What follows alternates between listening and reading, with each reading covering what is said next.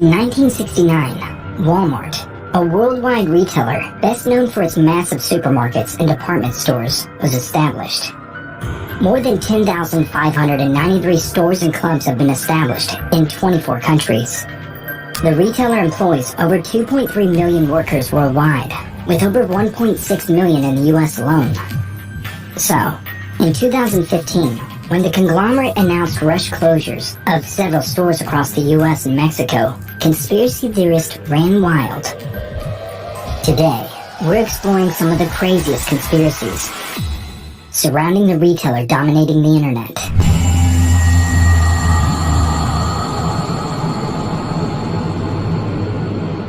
In 2015, Walmart announced an abrupt chain of closures in Pico Rivera, California, Livingston, Texas, Midland, Texas, Brandon, Florida, and Tulsa, Oklahoma.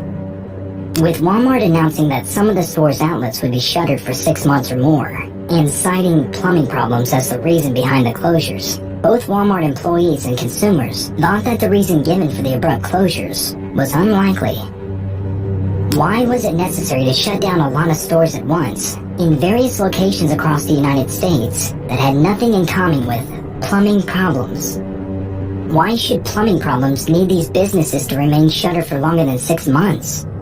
Why do the affected areas appear to lack the required city building permits and vehicles marked for septic or plumbing work? Suspicious observers concocted a number of conspiracies regarding the real cause for the closures and the lack of more logical explanations.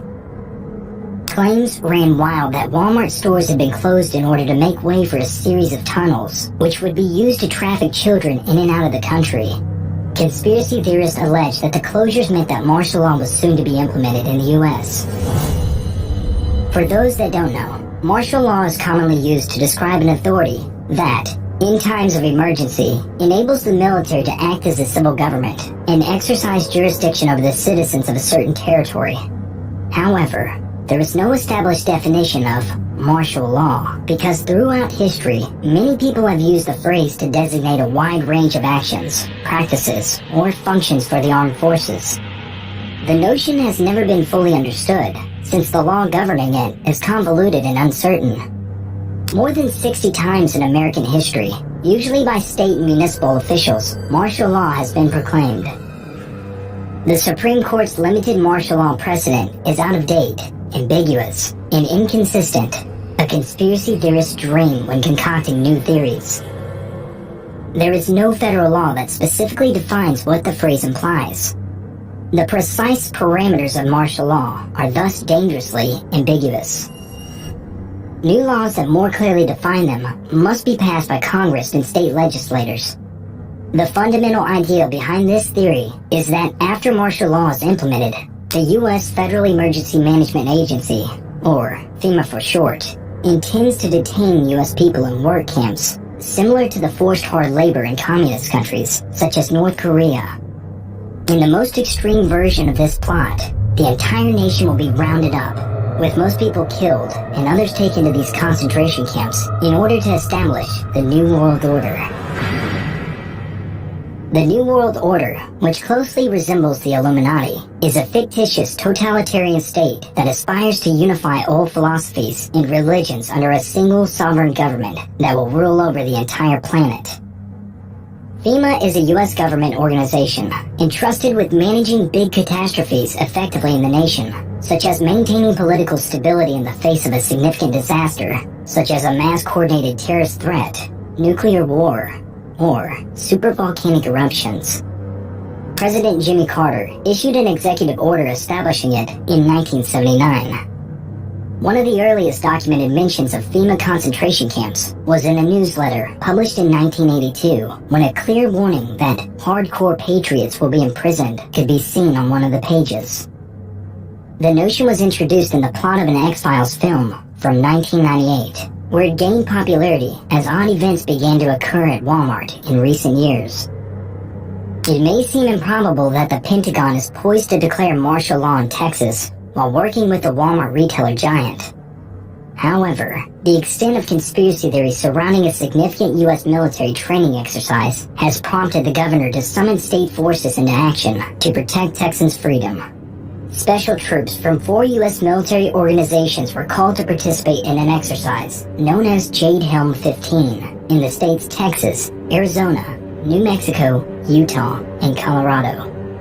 These places are intended to replicate areas special operations soldiers regularly find themselves operating in overseas, according to the U.S. Army.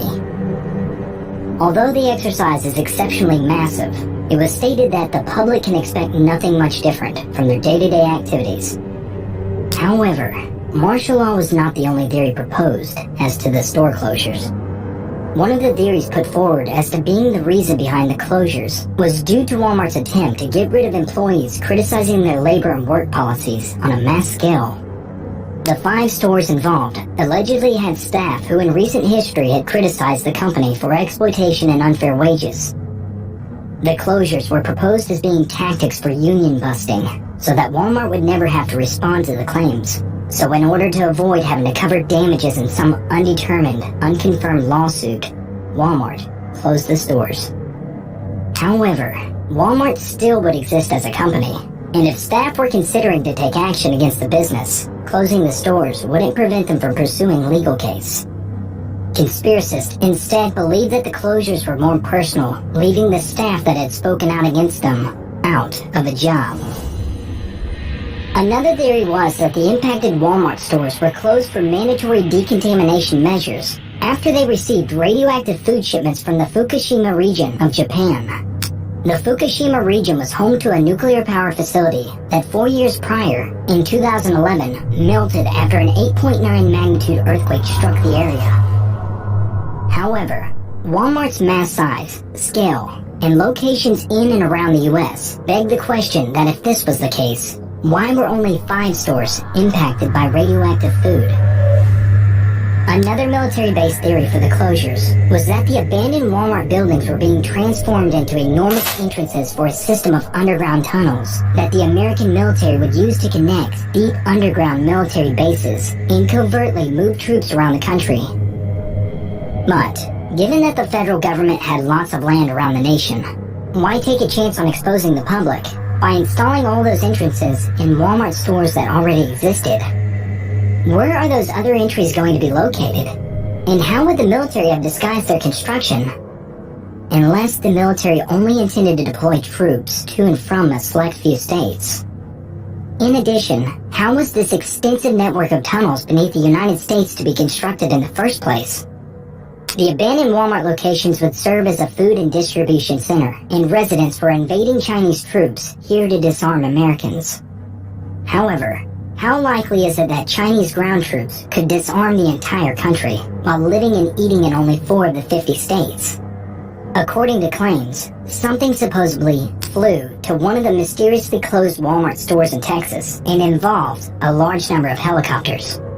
This is according to an unnamed witness in Spring, Texas, who claimed to be unable to tell if the business was in Livingston or Midland, despite the fact that those cities are more than 400 miles away.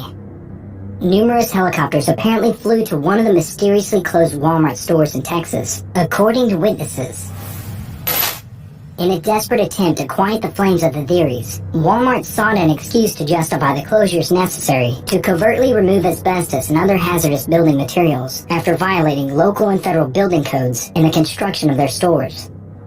However, as they had previously cited the reasoning behind the closures as plumbing issues, this just made things look more and more like a cover-up. So, was the food being imported really radioactive?